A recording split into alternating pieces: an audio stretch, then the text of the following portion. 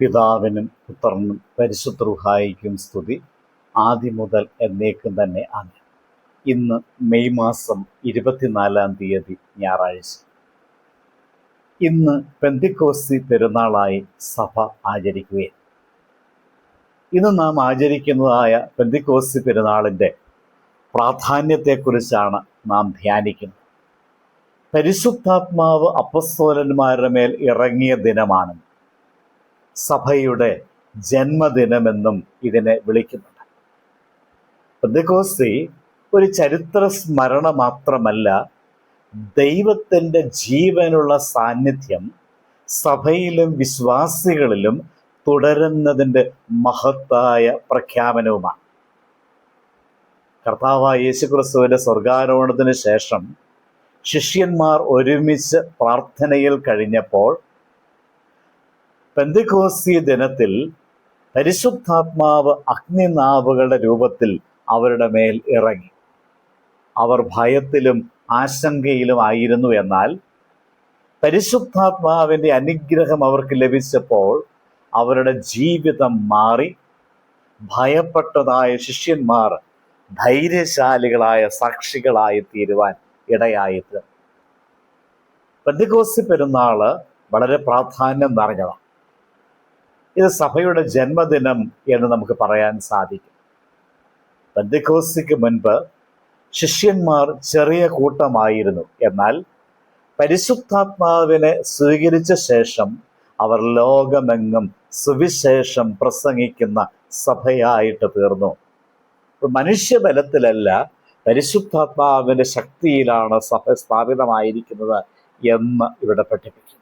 എന്നും സഭയെ നയിക്കുന്നത്, സംരക്ഷിക്കുന്നത് പരിശുദ്ധാത്മാവിൻ്റെ പ്രവർത്തനം.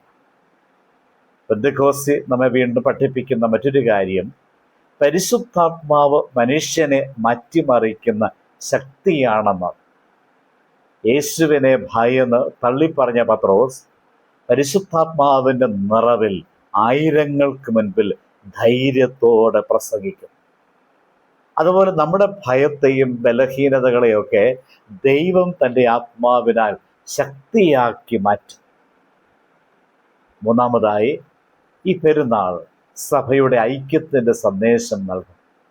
നാം വായിക്കുന്നുണ്ട്, പല ഭാഷകളിലും പല ദേശങ്ങളിലുള്ള ആളുകൾ അപ്പസ്തോലന്മാരുടെ പ്രസംഗം ഉൾക്കൊള്ളുവാൻ, അതിനെ മനസ്സിലാക്കുവാൻ അവർക്ക് സാധിച്ചു.